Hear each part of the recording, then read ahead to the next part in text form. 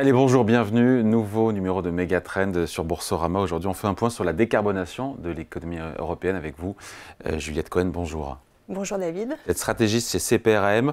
Dans l'actualité, il y a la Commission européenne qui vient de publier son ambition pour 2040 en matière de réduction de nos émissions de CO2.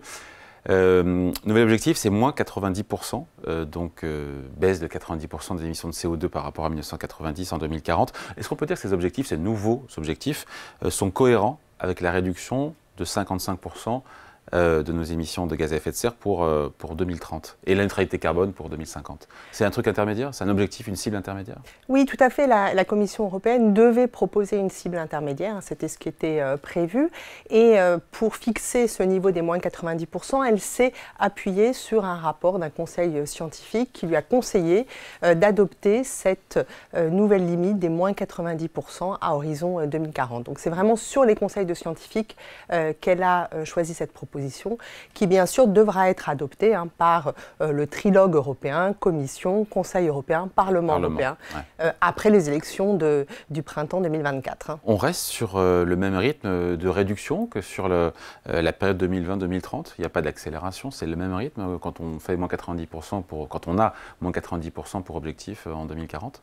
Alors c'est une accélération. Ah, c'est une accélération. Oui, et puis ce que l'on voit, c'est que autant la première partie du chemin est un peu plus aisée, puisqu'on trouve assez vite des façons de réduire les émissions de CO2, et plus on avance, plus évidemment les efforts à déployer pour y arriver sont importants. Donc c'est vrai que c'est de plus en plus difficile de réduire nos émissions de CO2. Bon, la bonne nouvelle, parce qu'il faut quand même en voir, c'est qu'on est bien parti pour atteindre l'objectif de baisse de 55% de nos émissions de gaz à effet de serre en 2030.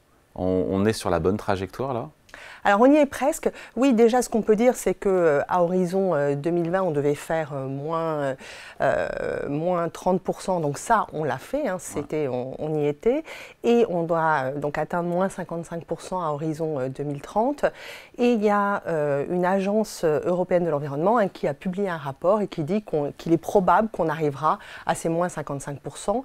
Si on tient compte de toutes les mesures qui ont été prises au niveau européen, on est déjà sur moins 50% à peu près. Ah, d'accord. Donc, c'est-à-dire que des efforts significatifs ont été réalisés. Non, mais on le dit pas assez, je veux dire. Oui, tout à fait. Tout ce qui a été mis en place dans le cadre du pacte vert, déjà, nous permet d'être en voie pour cette cible 2030. Justement, on en est où, encore une fois, de ce pacte vert, de ce Green Deal? Il faut revenir un petit peu en arrière. Ça commence en 2019, c'est ça? Oui, tout à fait. Donc en 2019, la nouvelle Commission européenne, présidée par Ursula von der Leyen, lance le pacte vert. Avec... Fit for 55, c'est ça? Oui, donc c'était vraiment la politique économique de l'Union européenne pour atteindre la cible des moins 55% d'émissions de CO2 à horizon 2030. Donc ça comprend un volet très large de mesures législatives. Il y en a à peu près la moitié qui a été adoptée, avec vraiment des mesures emblématiques. Et puis on voit que sur la période plus récente, depuis on va dire le printemps 2023, ça devient beaucoup plus difficile de faire passer de nouveaux textes. Et il y a un certain nombre de textes d'ailleurs qui ont été reportés dans le temps sine die. Lesquels?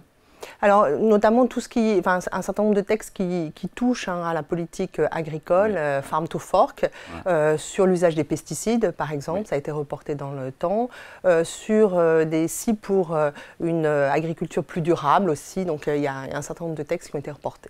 Qu'est-ce qui a avancé, encore une fois? On imagine l'énergie, les transports. Qu'est-ce qui est le plus en avance? Alors, ce qui est le plus en avance, c'est évidemment l'énergie. Et on pense que l'énergie européenne sera complètement décarbonée en 2040. Donc, c'est quand même assez significatif. Dans les transports, il y a eu des avancées avec la fin du moteur thermique. On pense aussi à tout ce qui est carbone, taxation du carbone, avec les tests qui sont en place sur la taxe carbone aux frontières. Donc, il y a un certain nombre de sujets qui ont bien avancé. Bon, après, sur l'énergie, on se dit que les coûts de financement d'aujourd'hui ne sont pas ceux d'il y a 2-3 ans. Est-ce que ça a mis, malheureusement, pas mal de projets à l'arrêt dans l'éolien notamment et dans le solaire? Oui, tout à fait. Le momentum est beaucoup moins favorable. En 2020, on sort de la crise Covid, on a des moyens de financement significatifs, on a le plan de relance européen qui est quand même très, très important. Donc tout ça était très, très favorable au lancement de nouveaux projets. Aujourd'hui, on a des coûts de financement qui sont quand même très élevés. On a une Banque centrale européenne qui a remonté ses taux de 450 points de base, donc c'est pas neutre du tout. On a également de l'inflation, ça veut dire aussi de l'inflation dans les coûts pour tous les projets industriels. Donc, et puis on a une concurrence mondiale qui est quand même très forte, et notamment sur un certain nombre de sujets.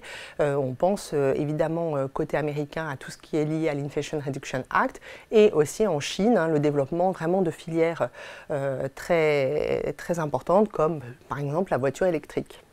Donc ce sont des freins, tout ça. On voit qu'il y a un verdissement à marche forcée qui est impulsé par Bruxelles, mais qui suscite évidemment, on le voit bien, des réticences, encore une fois. Il y a des freins, vous en citez quelques-uns, peut-être qu'il y en a d'autres aussi, non? Il y a beaucoup de... Ces freins-là sont vraiment les freins de compétitivité. Après, évidemment aussi, dans l'opinion publique, on a peut-être voulu avancer un peu trop vite. Et aujourd'hui, on voit que, notamment dans le secteur agricole, il y a un dialogue qui va être mis en place de façon peut-être plus durable pour essayer de désamorcer la crise. Bon, et dans les indicateurs, encore une fois, qui ne suivent pas, on se dit quoi? Qu'est-ce qui aujourd'hui n'est pas... Qu'est-ce qui doit se mettre au diapason de l'énergie, des transports? Alors l'Agence européenne de l'environnement a fait en fin d'année 2023 un audit en disant ce qui allait bien et ce qui allait moins bien, et ce qui est dans le rouge vif. Il y a tout ce qui est lié à l'agriculture. Par exemple, elle cite, il y avait l'intention d'atteindre 25% d'agriculture biologique dans l'Union européenne, et on n'y est pas du tout. Donc il y a notamment dans ce secteur-là des efforts à réaliser. Bon, si on fait une synthèse de ce qu'on s'est dit là, dans les points positifs, on a fait quasiment, enfin voilà, aujourd'hui on a atteint notre cible à horizon. Aujourd'hui, voilà, par rapport à tout ce qui a été voté et mis en place, on est sur la trajectoire de 2030, de baisse de 55%. Sinon, voilà, comment on synthétise en une ou deux phrases ce qu'on s'est dit là? Alors le point positif, c'est qu'on est en passe de réussir le pari de 2030, donc ça c'est quand même une très bonne nouvelle. Après, ce qu'on voit, c'est que aujourd'hui vraiment il y a un accent plus fort qui doit être mis sur la compétitivité et sur le dialogue avec toutes les parties prenantes pour vraiment faire une transition juste. On parle de transition juste acceptée par le corps social. Oui, tout à fait. C'est ça. Et puis après, on finit là-dessus, mais il y a les élections, finalement, les prochaines élections européennes. Elles pourraient changer la donne? Oui, parce qu'on voit que de la part de l'exécutif européen, il y avait une volonté très forte de faire du pacte vert un succès.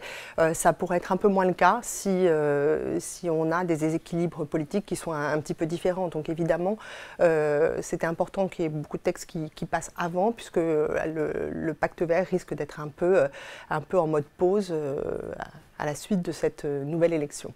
Allez, merci à vous, Juliette Cohen, donc stratégiste chez CPRAM. Mégatrend revient dans 15 jours sur Boursorama.